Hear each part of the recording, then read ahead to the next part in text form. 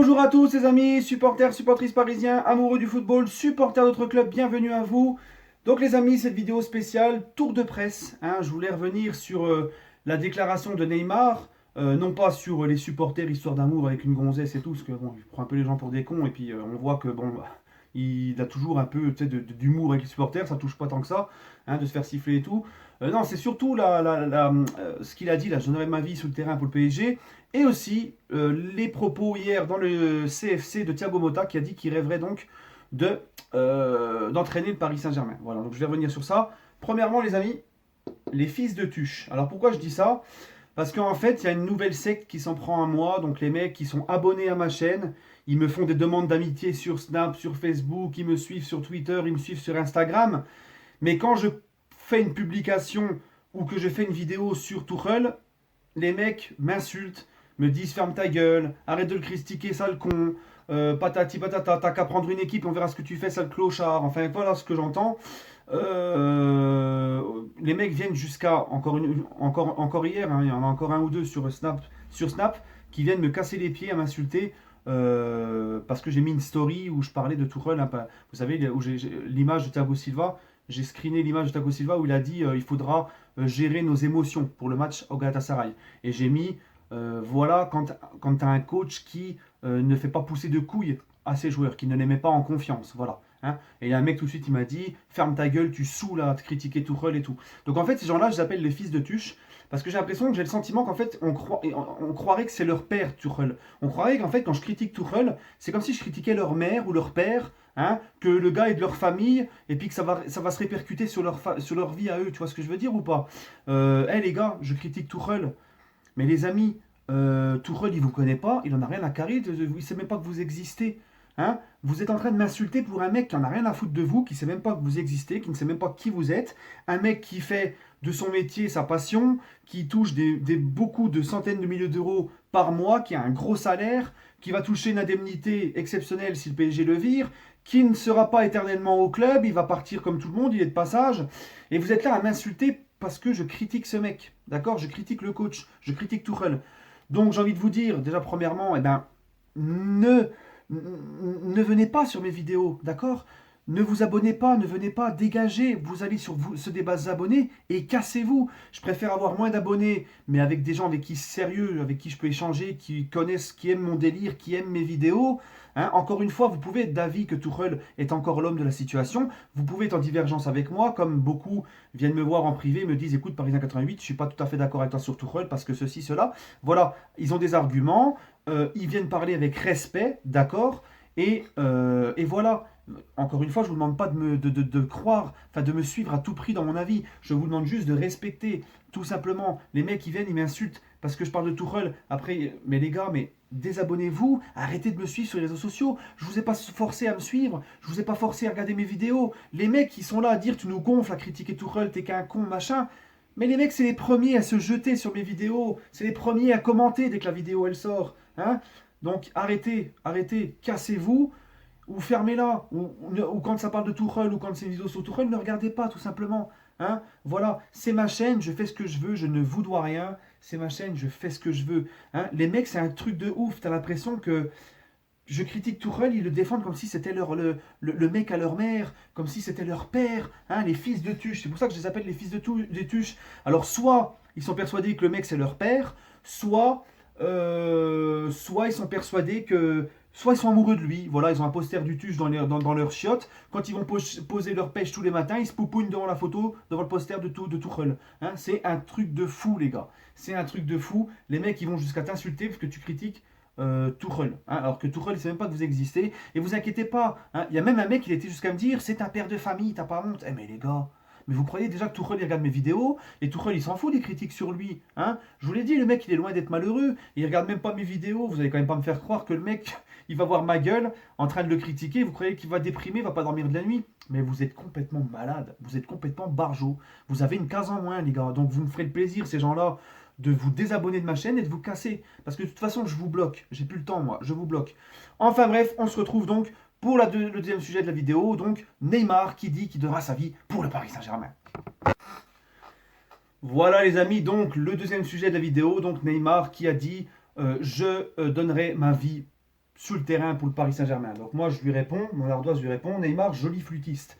Oui, parce qu'en fait, on sait que quand il dit ça, Neymar, les amis, quand il dit ça, c'est juste pour essayer d'apaiser les tensions avec les supporters, d'accord? C'est pas parce qu'il a dit ça que ça y est, il est fou amoureux du PSG et qu'il aime le PSG. Non, c'est de la com tout ça, hein. Et comme je vous l'ai dit, Neymar est un mec qui est quand même, qui a un ego, qui est un gagnant, qui a des sponsors qui le payent parce que c'est un top mondial, il faut toujours qu'il soit au top. Donc forcément, il va tout donner sur le terrain parce qu'il n'a pas le choix, hein. Il est comme ça, hein. C'est un mec, même si dans un club qui ne veut plus, enfin il aurait voulu se barrer cet été, il n'a pas pu, mais il va quand même, et ça je vous l'ai toujours dit, il va quand même se plier et se mettre dans le rang et jouer et tout donner parce qu'il est comme ça, c'est un gagnant, il a un ego et c'est ses sponsors qui le payent pour être au top niveau, les gars. Donc, je donnerai ma vie pour le PSG. Non, non, c'est juste, non, t'en as rien à carrer, c'est juste tu donneras ta vie sous le terrain parce que pour ta réputation et puis de toute façon, il nous le doit. J'ai envie de te dire, il nous le doit. Mais c'est surtout, il donnera tout sur le terrain pour sa réputation, pour lui-même, quoi. Voilà, les amis, on va pas se mentir. Donc attention, les gens, hein, de ne pas tomber dans le panneau. Hein, tout ça, c'est de la com, hein. C'est de la com. Neymar maîtrise très bien sa com. En tout cas, moi, vous connaissez mon avis. Je demande, il y a quelque chose de cassé entre lui et moi. La seule chose que je lui demande, c'est de faire ses matchs. Voilà, j'en ai rien à foutre de ses déclarations. Je demande juste une chose, qui nous chie plus dessus et qui fait ses matchs. Voilà. Voilà, les amis. Et je vais certainement pas changer d'avis et de fusil d'épaule ou venir lui lécher les bottes parce qu'il a dit je vais donner ma vie pour le PSG. Tout ça, c'est de la com, les amis. Maintenant, le troisième sujet, très important, Thiago Motta qui déclare vouloir absolument, il rêve d'entraîner le Paris Saint-Germain. Donc voilà les amis, troisième et dernier sujet de la vidéo. Et j'ai une petite annonce à vous faire ensuite, de petites choses à vous dire à la fin de la vidéo. Donc restez bien jusqu'au bout les amis. Donc Motta, qui déclare sa flamme au PSG hier dans le CFC, il a dit, on lui pose la question, il dit je rêve d'entraîner le Paris Saint-Germain. Voilà. Quand il dit le Paris Saint-Germain, c'est l'équipe A, hein. C'est pas les U19 ou je ne sais quoi comme avant. Non, c'est vraiment l'équipe A. Donc la question, voilà, Motta, le coach qu'il nous faut, point d'interrogation. Parce qu'en fait, quand j'ai vu le CFC et que j'ai vu Motta donc dire ça, quand je l'ai vu raconter ça, parler de ça, j'ai tout de suite fait un tweet. J'ai tout de suite réagi, j'ai tout de suite fait un tweet. J'en ai parlé aussi sur Discord avec mes abonnés qui me suivent sur Discord. Euh, j'ai dit pour moi que Thiago Motta, c'était un pari. Encore une fois, c'est un pari, les gars. C'est un pari et le problème, c'est que on a fait trop de paris au Paris Saint-Germain. On a eu Emery, ça n'a pas fonctionné. Tuchel, ça n'a pas l'air de fonctionner. On voit encore rien dans le jeu, etc. Bon, je ne vais pas revenir sur tout ce que je dis sur Tuchel. Donc, comme je vous l'ai dit, il nous faut absolument au PSG, quand tu vois le vestiaire du PSG, le contexte PSG, la pression PSG, il nous faut absolument un grand coach qui a fait ses preuves en Ligue des Champions, qui a fait des grandes choses, qui a un lourd passé derrière lui, qui a l'expérience des grands clubs, qui sait gérer la pression, qui sait gérer un vestiaire avec beaucoup d'ego comme celui du PSG. Encore une fois, le vestiaire du PSG avec les Neymar, les Di Maria, les Icardi, les Cavani, les Mbappé, les Silva, tout ça, ce n'est pas le même vestiaire que Emery à Valence, à Séville, malgré qu'il avait quand même des bons joueurs, mais il n'y avait pas des stars comme ceux du PSG, et comme Tuchel à Dortmund. Hein. Tuchel à Dortmund avait à Mayence et à Dortmund des mecs souvent en préformation, des jeunes pépites à façonner en préformation, comme quand Dembélé il arrive là-bas, etc., entouré de bons joueurs internationaux, mais qui n'ont pas le statut des Di Maria, des Icardi, des Neymar, des Mbappé, etc. D'accord? Donc c'est pas le même vestiaire. Donc pour gérer ce vestiaire-là, il te faut absolument un grand coach qui sait gérer ces mecs-là, qui connaît la pression des grands clubs et qui a fait ses preuves en Ligue des Champions. Pourquoi je dis ça?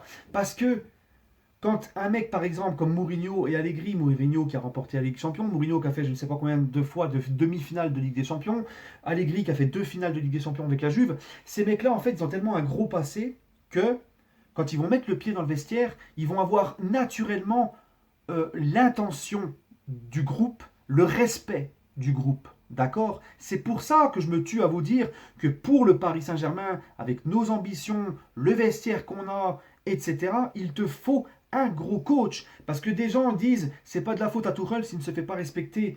Mais c'est parce qu'il n'a pas les épaules. Hein? Les mecs sont internationaux, ce sont des grandes stars, ils ont un ego, etc. C'est des grandes stars. On leur ramène un mec qui n'a gagné qu'une Coupe d'Allemagne en 9 ans. Un mec, personne ne connaissait Thomas Tuchel. Les joueurs non plus ne le connaissaient pas. Ils se disent, c'est qui ce mec? C'est quoi la crédibilité qu'il a, ce gars-là? Tu vois, ça change tout.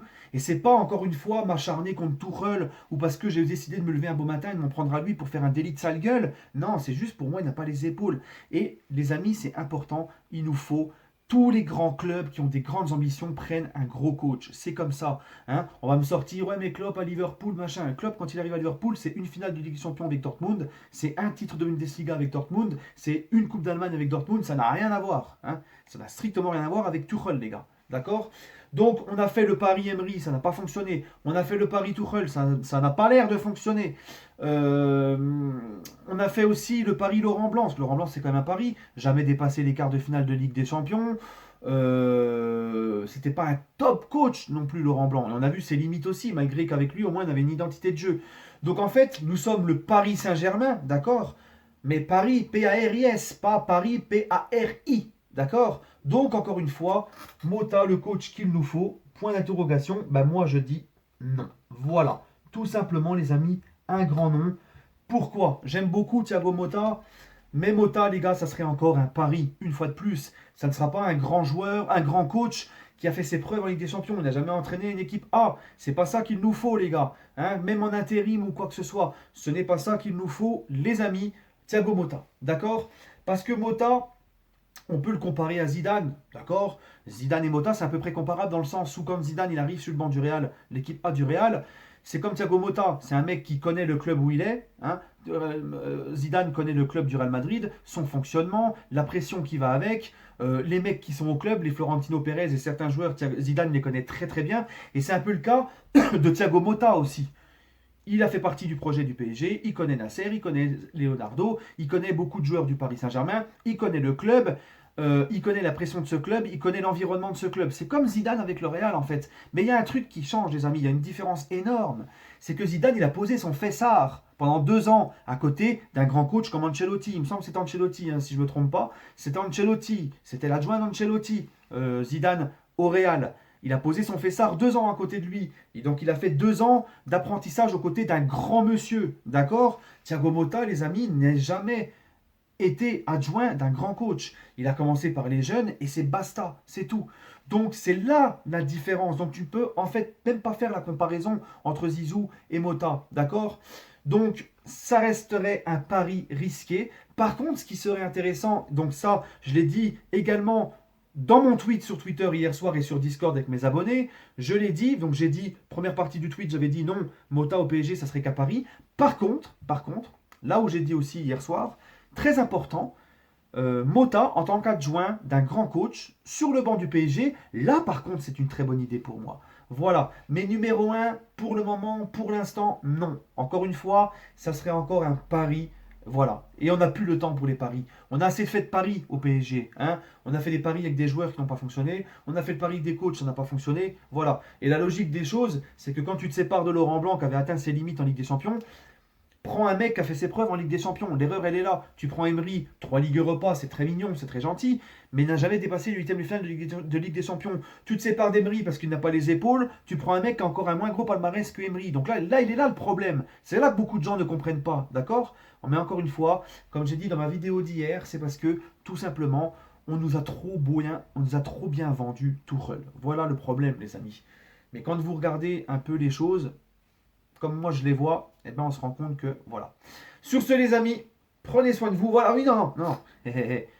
La chose que je voulais vous dire, reprise lundi prochain de la semaine parisienne. Voilà, ça reprend lundi prochain. Donc pour mes abonnés qui n'ont pas l'habitude, la semaine parisienne, qui ne connaissaient pas en fait le concept, je reprends jour par jour de la semaine qui s'est passée, donc c'est tous les lundis. Donc je reprends jour par jour les infos qui sont arrivées la semaine d'avant, les infos les plus importantes jour par jour, et puis je les commente, et puis voilà, hein, je les partage avec vous, et je donne mon avis et je les commente. Donc retour lundi prochain de la semaine parisienne, et aussi pour vous dire que le débrief de Galatasaray PSG, je serai chez un ami, je serai chez un pote, le lendemain matin, je travaille à 4h du matin, je ne pourrai donc pas rentrer à la maison le temps que mon pote me ramène, tout ça, que je rentre, que je fasse le débrief, le montage avec l'intro et tout, je dormirai trop tard. Donc en fin de compte, les amis, le débrief de Galatasaray PSG, ça sera le lendemain. Voilà, Prenez soin de vous les amis et allez Paris les gars.